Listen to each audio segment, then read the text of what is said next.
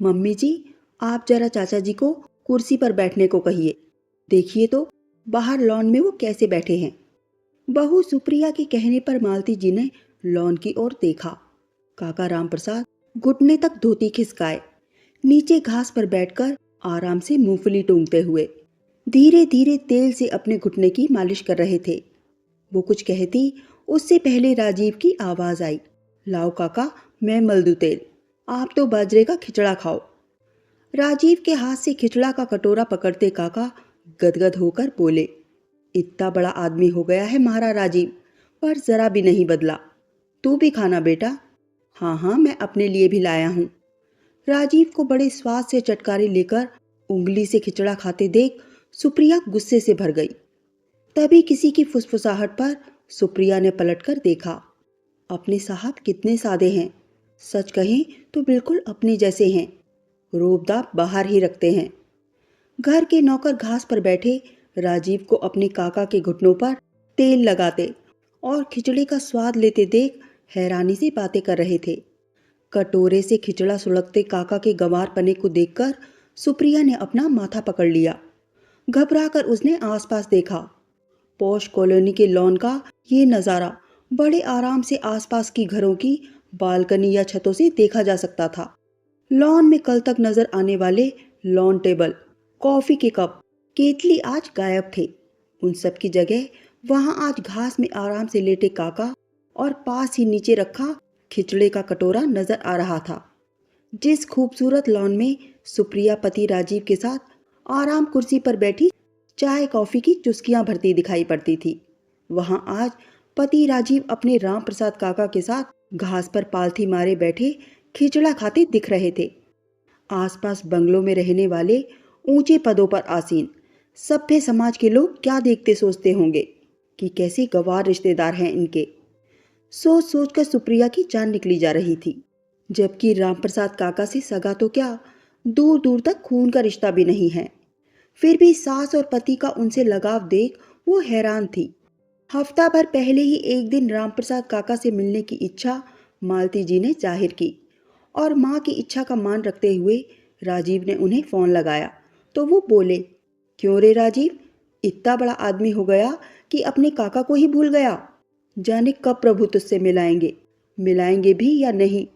मन को छूती उनकी आवाज राजीव अनसुना नहीं कर पाया।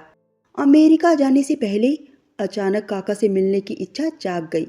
बूढ़े हो चुके रामप्रसाद काका राजीव के पास आकर उनसे मिलकर पुरानी यादों की खुशबू से खुद को सराबोर करना चाहते थे। राजीव ने सुप्रिया को समझाया, गांव से काका आ रहे हैं, मैं और माँ खुद ही गांव जाकर उनसे मिल आते। पर उनकी बातों से लगा कि काका खुद यहाँ आना चाहते हैं। ऐसे में आने से मना करना सही नहीं होगा। उनके घुटने में दर्द रहता है, यहाँ किसी अच्छे डॉक्टर को भी दिखा दूंगा।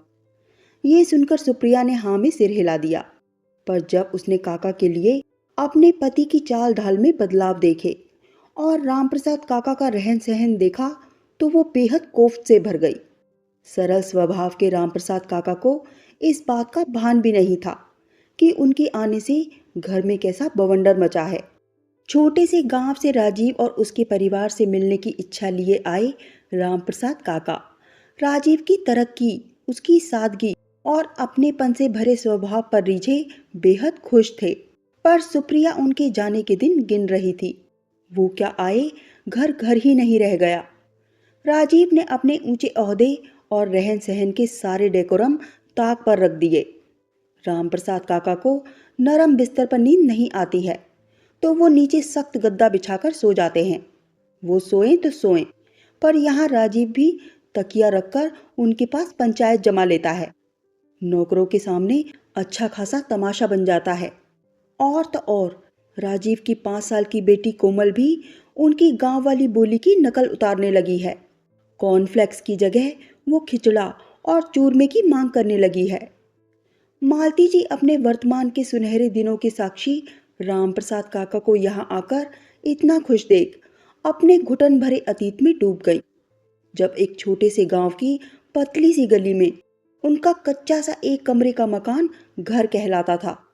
अंधेरे, अभाव और गरीबी की घुटन के साथ वो उस घर में अपने पति और बेटे राजीव के साथ रहती थी।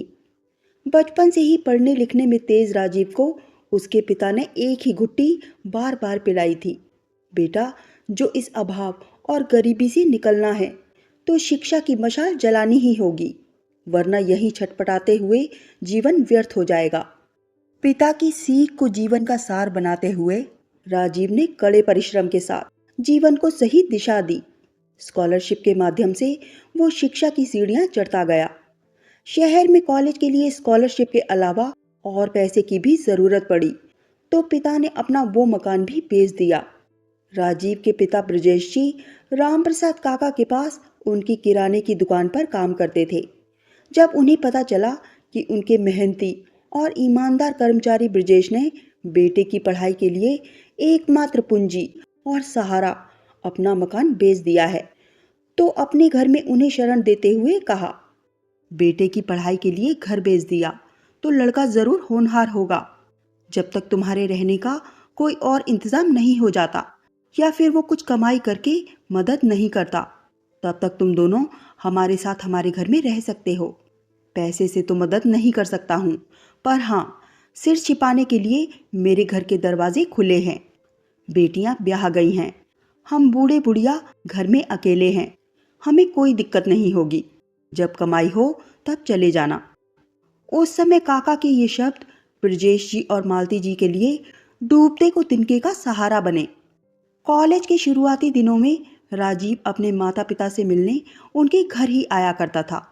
हालांकि साल डेढ़ साल में मालती जी और उनके पति ने पास ही में एक घर किराए पर ले लिया। फिर भी ज्यादातर खाना पीना उठना बैठना सब काका के घर पर ही होता। तीज त्योहार में पकवान वहीं बनते और साथ खाए जाते।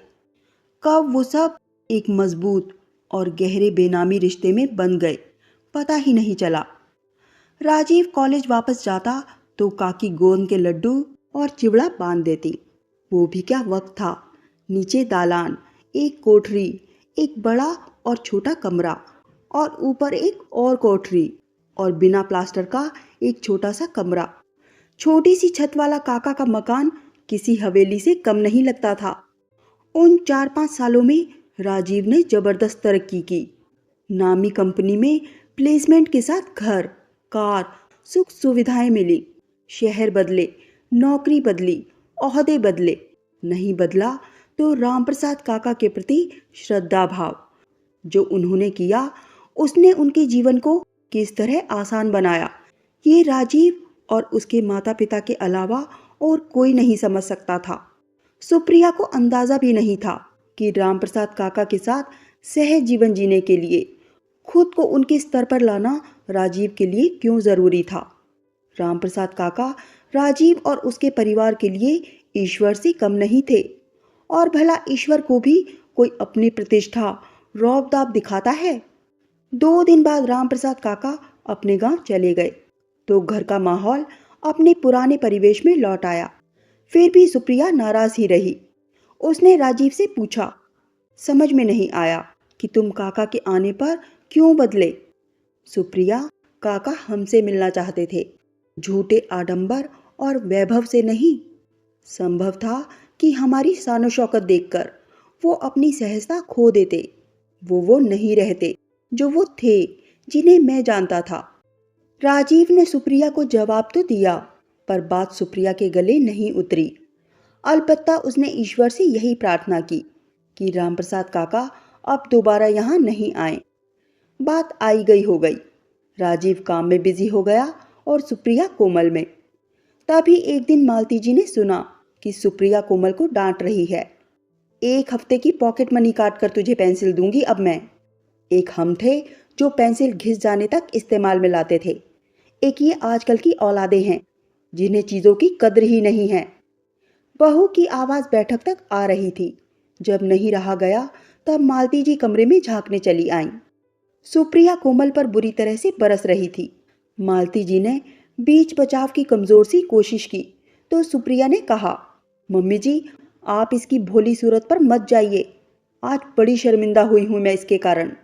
आज पेरेंट्स टीचर मीटिंग में ढेर सारे पेरेंट्स के बीच इसकी टीचर मुझसे बोली, मिसेस शर्मा, कम से कम कोमल को पेंसिल तो ढंग की दिया कीजिए।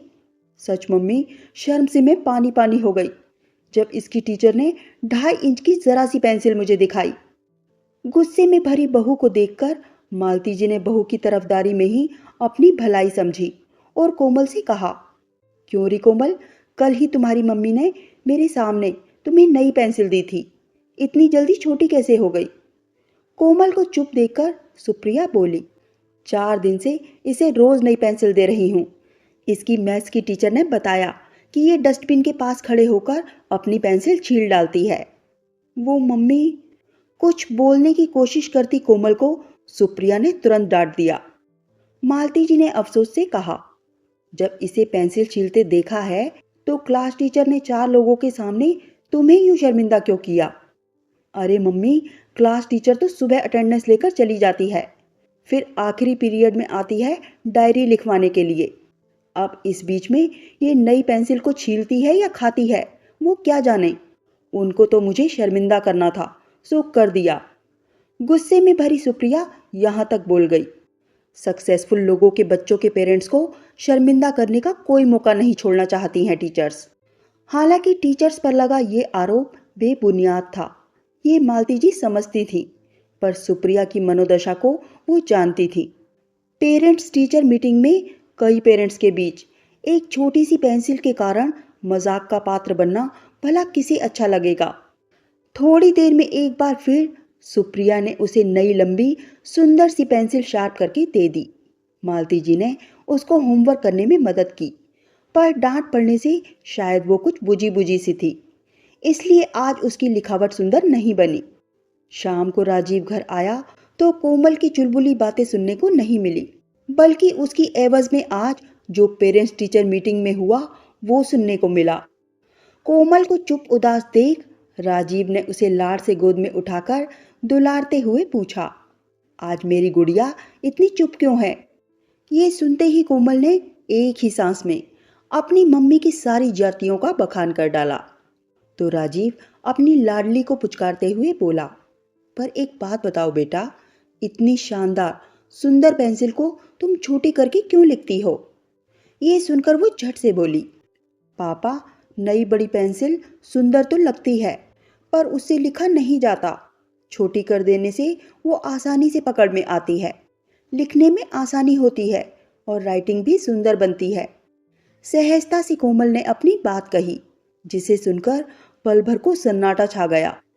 हालात को देखने का नजरिया टीचर्स का, खुद का और कोमल का कितना उलट था। कोमल का नन्हा मन अपनी सुविधा और बेहतर प्रदर्शन की चाह में पेंसिल की सुंदरता को दरकिनार कर उसकी लंबाई घटाकर पकड़ने योग्य बना लेता था। उसकी मंशा साफ थी। छोटे बच्चे शायद यूं ही सहजता से अपनी समस्या का हल निकाल लेते हैं। जो उसने अभी कहा है, ये काश उसकी टीचर ने भी सुना होता, आसपास के पेरेंट्स ने भी सुना होता तो कितना अच्छा होता। आज उसको अपनी बात कहने का मौका ना देने के अपराध बोध से भरी सुप्रिया ने उसे गले से लगा लिया। ये देखकर राजीव मुस्कुरा दिया और देर तक मुस्कुराता रहा। उसके इस हाव भाव को देखकर सुप्रिया कुछ बेचैन हुई। उसे लगा राजीव कुछ कहना चाहता है, पर कह नहीं पा रहा है। रात को डाइनिंग टेबल पर राजीव को फिर मुस्कुराते देख सुप्रिया पूछे बगैर नहीं रह पाई, जब से कोमल की बात सुनी है तुम यूं ही मुस्कुरा रहे हो, बात क्या है? ये सुनकर राजीव गंभीरता से बोला, पिछले हफ्ते तुम मुझसे नाराज रही कि काका के सामने मैं अपने कद को घटाकर एक सस्ता गवारों वाला व्यवहार क्यों कर रहा था। उसका भी यही जवाब है सुप्रिया। अपना बड़ा कद दिखाकर मैं उन्हें असहज और भावहीन नहीं करना चाहता था। पुरानी संजोई यादें और उन दिनों की मीठी कसक कुछ काका और कुछ मेरे मन को बेचैन कर गई। पुरानी यादों की सुंदर लेखनी मन पर सुकून अंकित कर गई। आज की भागम भाग और दिखावे की दुनिया में ऐसा सुकून संतोष मिलना लगभग असंभव है। तुम नाराज थी, पर मैं काका के चेहरे पर खुद के ना बदलने का संतोष भाव देख पा रहा था। वो गर्व से भरे हुए थे कि उनके राजीव का समय जरूर बदला है, रहन सहन भी बदला है, पर उसके मन के भाव पुराने लोगों के प्रति वही हैं। बस यही एहसास और संतोष उपहार के रूप में मैं उनको देना चाहता था। राजीव की बात समझकर सुप्रिया हथियार डालती हुई सी बोली, पर तरक्की करना कोई गुनाह तो नहीं है, उसे किसी के लिए छिपाना सही नहीं है। सुप्रिया, तुम्हें क्या लगा मैंने सब कुछ काका के लिए किया? नहीं सुप्रिया, बहुत कुछ मैंने अपने लिए भी किया। वो बाजरे का खिचड़ा, वो घास पर नीचे बैठकर धूप सेकते हुए मूंगफली खाना, वो घासी लाल के बेसन के पकोड़ों और देसी घी की जलेबी की बातें, वो होली में बनने वाली माँ और काकी के हाथों की बनी हींग वाली कचौरियाँ, मावे की गुजिया, सब बातों में ही थी, पर थी रसीली, चटपटी और स्वादिष्ट। कचौरियों जलेबियों को हजम कर पाए ना ऐसा काका का पुराना हाजमा रह गया था, ना मेरी डाइट में उन चीज़ों का स्थान था। पर हाँ, यादों में रचा बसा वो पुराना स्वाद आज के सुकून रहित, भाव रहित जीवन में मुंह में पानी लाने के लिए काफी था। मालती जी मंत्रमुग्ध सी राजीव की बातों को सुनती हुई एक बार फिर पुराने दिनों में खो गई। बेशक यथार्थ में वो उन पुराने दिनों में जाना नहीं चाहती थी, फिर भी उसकी कसक मन में रह रहकर क्यों हुक उठाती रहती है, ये उनकी समझ से परे था। अचानक सुप्रिया उठकर अंदर चली गई। लौटकर आई तो हाथों में पुराने कपड़े में बंधा स्टील का पुराना सा डिब्बा था। उसे खोला तो देसी घी की महक नाक में घुसती गई। सुप्रिया राजीव की दाल में घी डालते हुए बोली, ये काका दे गए थे, कुछ इस भाव से मानो कोई बहुत बड़ी जागीर दे रहे हों। उस समय तो मैं स्टोर में बड़ी उपेक्षा से डाल आई थी, पर अभी अभी महसूस किया कि इसकी कीमत वाकई लगाई नहीं जा सकती, ये अनमोल है। मालती जी ने चुपके से अपनी आंखों में आए आंसू पोंछ लिए और राजीव ने कुछ गर्व और प्यार से सुप्रिया का हाथ चुपके से पकड़ते हुए इन भावनाओं को समझने के लिए उसे थैंक्स कह दिया। दोस्तों, अगर आपको ये कहानी थोड़ी सी भी अच्छी लगी हो तो लाइक करना मत भूलिए। अगर पसंद ना आए तो डिसलाइक भी कर सकते हैं। धन्यवाद।